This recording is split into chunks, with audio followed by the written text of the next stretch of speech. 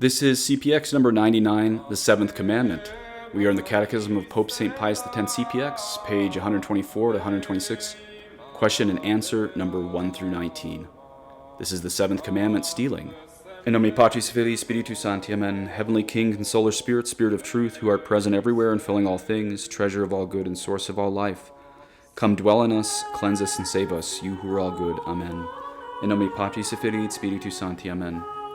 Number 1, what does the seventh commandment, thou shalt not steal, forbid? Answer, the seventh commandment, thou shalt not steal, forbids all unjust taking and all unjust keeping of what belongs to another, and also every other way of wronging our neighbor in his property. Number 2, what is meant by stealing? Answer, it means taking another's goods unjustly and against the owner's will, that is to say, when he has every reason and right to be unwilling to be deprived of them. Number 3, why is it forbidden to steal? Answer, because a sin is committed against justice, and an injury is done to another by taking or keeping against his right and will that which belongs to him. Number 4, what is meant by another's goods? Answer, everything that belongs to him, everything of which he has the ownership or the use or the custody. Number 5, in how many ways can another's goods be unjustly taken? Answer, in 2 ways, by theft and by robbery. Number 6, how is theft committed? Answer, theft is committed by taking another's goods secretly. Number 7, how is robbery committed? Answer, robbery is committed by taking another's goods openly and with violence. Number 8, in what cases may another's goods be taken without sin? Answer, when the owner consents, or even when he unjustly refuses.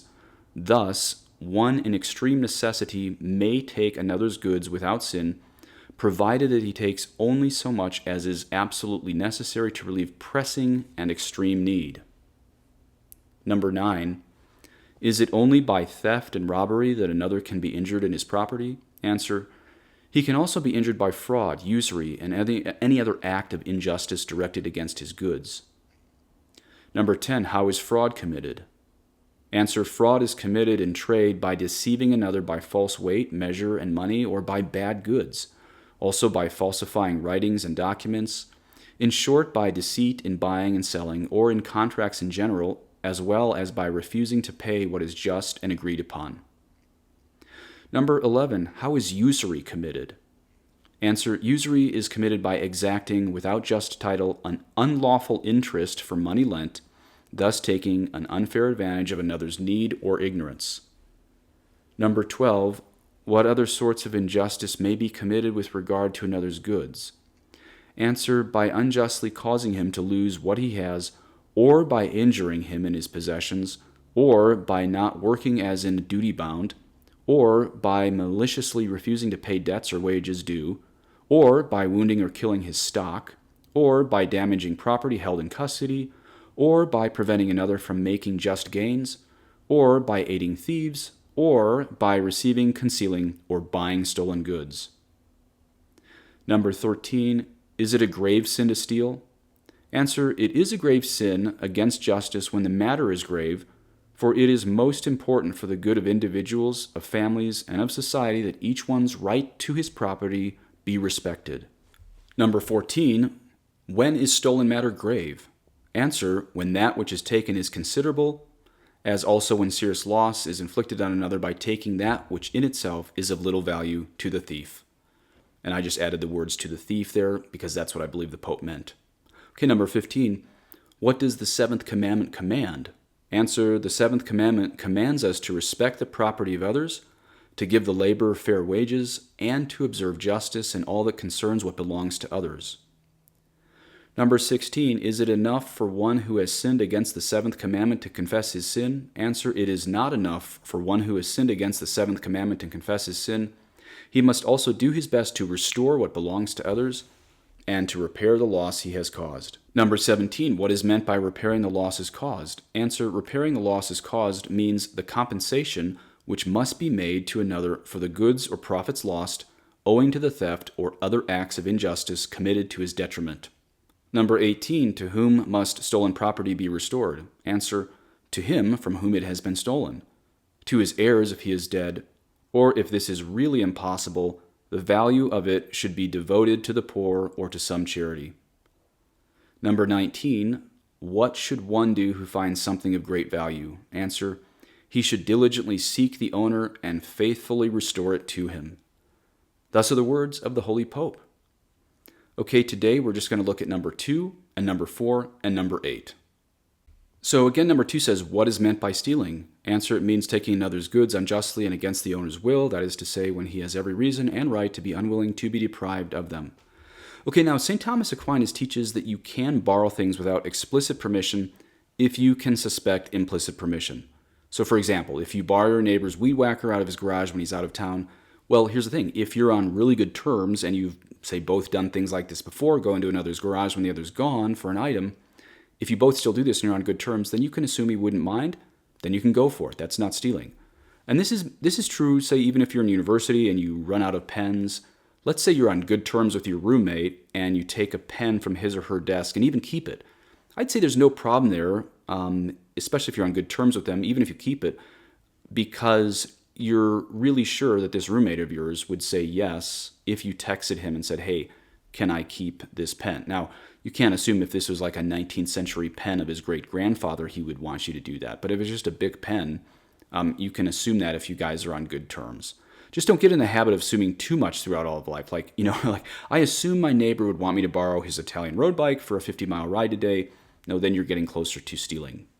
Okay, number 4, what is meant by another's goods? Again, everything that belongs to him, everything of which he has the ownership or the use or the custody. Okay, now this might sound like a little bit of a boring one, but listen up because this is a huge blind spot for Catholics today. The Catholic Church definitively holds that private property is nearly sacred. If you read the social encyclicals of the popes, especially from about 1870 to 1950, they might be a little bit confusing for Americans at first because the first half of all these papal encyclicals rips on socialism and communism, but then the second half reminds the reader that using unbridled capitalism for extreme greed can forfeit your soul. Okay, what gives? Well, here's the answer. The church is saying you forfeit your own soul if you don't take care of others, but never ever does the church say that the state should be involved in such decisions. Why? Because giving to the poor is between you and God. And yeah, he will judge you on how you treat the poor, but the state should never be involved in this. And this is what most Americans get confused at when they read the papal encyclicals of the past 100 years. Yes, Christ and the Holy Fathers have very harsh words for selfish people on how they might be forfeiting their own salvation by being greedy if there's poor people around them and they're living in not only need but luxury. But never does Christ say the Roman Empire should abolish private property and distribute equally. You see what so many social justice warrior Catholics miss today? It would be against Christ and every saint and pope and the entire magisterium to abolish private property. And that's why socialism is so wrong and why the Seventh Commandment must be respected. Because the church very, very much believes in families owning their own property. And if you're listening to this thinking this is just a danger to, say, Russians 50 years ago, remember, Klaus Schwab of the World Economic Forum recently said, you'll own nothing and be happy. So be very wary of anything attempting to abolish private property. That notion is against everything the Catholic Church has ever taught, especially since this error came on the scene from about 1870 to 1950. And the last one today, number 8, let's hear it again. In what cases may another's goods be taken without sinning? Answer, when the owner consents or even when he unjustly refuses. Thus, one in extreme necessity may take another's goods without sin, provided that he takes only so much as is absolutely necessary to relieve pressing and extreme need. Okay, now this is definitely a challenging one, especially for conservative and traditional Catholics out there. But this goes back to St. Thomas Aquinas, so let's just see exactly what he wrote in the second part of the second part, question 66. This is Article 7, whether it is lawful to steal through stress of need. And in the respondeo, that means I respond, or in the response, St. Thomas Aquinas answers, and I'm just going to quote these two paragraphs directly. So listen up. Sometimes Thomas Aquinas is a little subtle in how profound he is. So it is a bit of a long quote, but his stuff's better than mine. So listen up. Quote, things which are of human right cannot derogate from natural right or divine right. Now, according to the natural order established by divine providence, inferior things are ordained for the purpose of succoring or rescuing man's needs by their means. Wherefore, the division and appropriation of things which are based on human law do not preclude the fact that man's needs have to be remedied by means of these very things. Hence, whatever certain people have in superabundance is due by natural law to the purpose of rescuing the poor.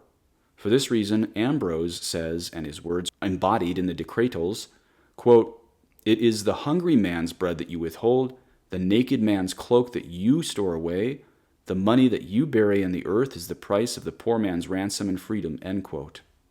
And then St. Thomas Aquinas continues, "Since, however, there are many who are in need, while it is impossible for all to be rescued by means of the same thing, each one is entrusted with the stewardship of his own things, so that out of them he may come to the aid of those who are in need. Nevertheless, if the need be so manifest and urgent that it is evident that the present need must be remedied by whatever means be at hand, for instance, when a person is in some imminent danger and there is no other possible remedy, then it is lawful for a man to rescue his own need by means of another's property, by taking it either openly or secretly. Nor is this, properly speaking, theft or robbery." Okay, now we have to ask, how is this different from communism again? Well, notice this rare case of one man taking from another licitly in St. Thomas Aquinas. This is a case that Thomas considers, quote, "manifest and urgent," again, as in the case of a starving man. So first, realize that it's rare that a starving man even has access to a rich man's food. Secondly, and I know this next quote from St. Ambrose, this is a real showstopper, but St. Ambrose does direct this to rich people, especially rich Christians in the 4th century. He says, "It is the hungry man's bread that you withhold, the naked man's cloak that you store away. The money that you bury in the earth is the price of the poor man's ransom and freedom," end quote. Ooh, yikes, that does sound a little bit like communism, right? No, again, because Ambrose is threatening your soul with God's justice, not threatening your soul with the state's justice. That's a big difference right there. Obviously, God's more to be feared than the state, but the point is this is between you and God, not you and God and the state. Because remember, in communism, the state steals from all the upper class, and then the poor become poorer, and then the middle class is eradicated, and then what happens? The very, very few elite become even richer. See how different this is from what St. Ambrose is telling rich Christians of the 4th century? And remember what I just described in communism, that is every communist regime since this started over 100 years ago. So the example Thomas Aquinas is giving is like, imagine some billionaire has thousands and thousands of orange orchards, and his neighbor's literally starving. Is that stealing for his neighbor to come and take an orange off of one of these trees? No, that's not stealing. So communism in practice is actually the total opposite of this universal destination of goods that social justice warrior Catholics like to talk about all the time. And a real quick public service announcement. I'm sorry to anyone who emailed me in 2021. This year in 2022, if this is when you're listening to it, I am getting back to all my emails. My email address is on my donate page. You do not have to donate to write me an email, but keep in mind I try to keep my reading of each email to 1 to 2 minutes and my response to 1 to 2 minutes. So if you write a novel, I probably can't get back to you. So again, you don't have to donate to find that on my donate page, but I am thankful, very, very thankful to all my donors who make my life possible. Please say an Our Father for me at benedictio Deum Omnipotentis, Pacis et Fidei et Spiritus Sancti, descendet super vos et manet semper. Amen.